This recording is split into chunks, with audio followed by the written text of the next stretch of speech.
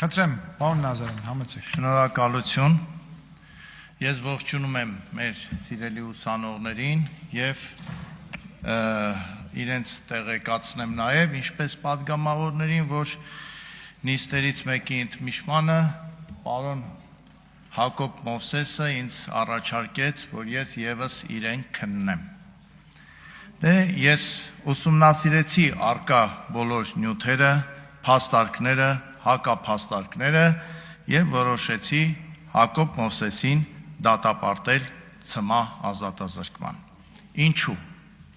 Որովհետեւ մեր պետությունը բժշկին քիչ է վճարում, մանկավարժին քիչ է վճարում, բոլորին քիչ է վճարում, որ խնայված միջոցներով վճարի նաեւ ՀՌՀ անդամներին, այդ թվում Հակոբ Մովսեսին, որ իր գործը ջանասիրաբար կատարի, չխախտի սահմանադրությունը, իսկ նա վերցրել եւ համարձակվել է կարծիք արտահայտել քաղաքական ուժերից մեկի վերաբերյալ, խախտելով այս եւ այն հոդվածները, այս եւ այն օրենքները, իսկ որ ամենավտանգավորն է, գուցե նաեւ սահմանադրությունը։ Հակոբ Մովսեսը որպես արդարացում նշում է, թե կարծիք արտահայտելու պահին պաշտոնից բխող գործով չի զբաղվել, բայց դա արդարացում չէ, ավելի ճիշտ այդ արդարացումը ընդունելի չի։ Հակոբ Մովսես, իսկ դուք վստահ եք, որ եթե այս հարցը Հայաստան խմբակցությունը չբարձրացներ, դուք չէիք շարունակի կարծիքներ արտահայտել նույն կուսակցության վերաբերյալ, ՀՀԿ-ի վերաբերյալ, ՀՀՇ-ի վերաբերյալ, ինչու՞ չէ նաև քաղաքացիական պայմանագրի վերաբերյալ։ Եվ իհարկե, եթե հայ հեղափոխական դաշնակցությունը ճիշտ ժամանակին վրա չհասներ, ապա հավանականությունը մեծ է, որ Հակոբ Մովսեսը շարունակեր խախտել այս կամ այն հոդվածները, այս կամ այն օրենքները։ Հակոբ Մովսեսի փաստաբաններն ասում են,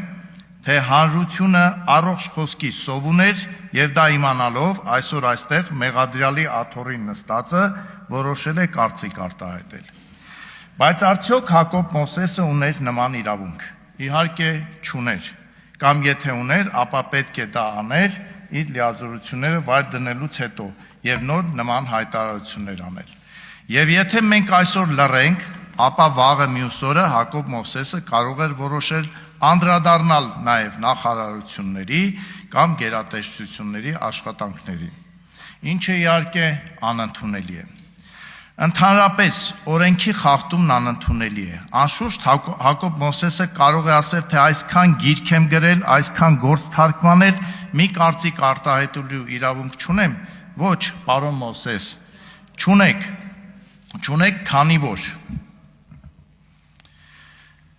քանի որ մենք բոլորս, այդ թվում падգամավորները, այդ թվում ընդդիմադիր падգամավորները, բացառապես գործում ենք օրենքի սահմաններում, եւ դուք եւս պարտավոր եք այդպես վարվել, չէ՞ որ падգամավորները անդադար օրենքների վրա են աշխատում, չէ՞ որ անդադար օրենսդրական փոփոխություններ են առաջարկում,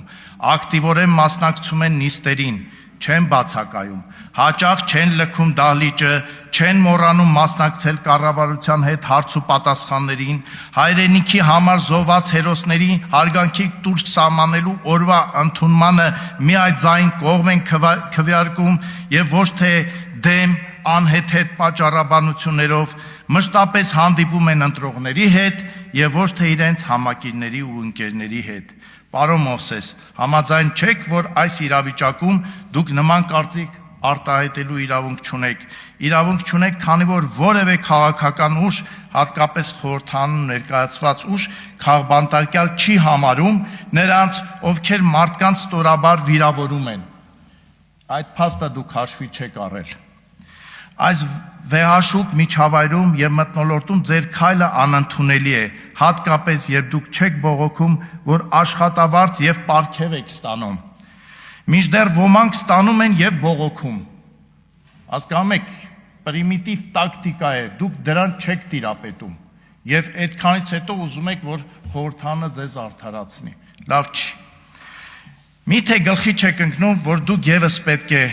ստանաք եւ անդադար բողոքեք։ Անկեղծ ասած, Հակոբ Մովսեսից մեղադրյալ դուրս չի գա։ Այսօր էլ միտեղ սխալ կատարվեց եւ շարունակվեց։ Եվ մեզնից ով է այն անմեղը, որ օրենքի ամեն մի ստորակետին հավատարիմ մարտիկ է եւ այսօր կարող է քար վերցնել եւ նետել Հակոբ Մովսեսի ուղղությամբ։ Կարծում եմ եւ ոչ մեկ չի կարող անել եւ ինչպես միշտ կրկին անգամ ասում եմ, մեզ անկեղծությունն է պակաս եւ ազնվությունը։ Մեզ պակասում է նաեւ այն, որ մենք այդպես էլ հետևություն չարեցինք, թե ինչու եղավ պատերազմը, աղետը ու կործանումը, ուզում ենք ապրենք այնպես, ինչպես ապրել ենք միջև պատերազմը։ Այսպես չի կարող լինել, չի կարող լինել եւ ես ձեզ վստահեցնում եմ, որ որևէ մեկը թույլ չի տա, որ մենք այդպես, եթե հանկարծ փորձենք այդպես ապրել, ինչպես առաջ ենք ապրել, ապա Շնորհակալություն, պարոն Նազարյան։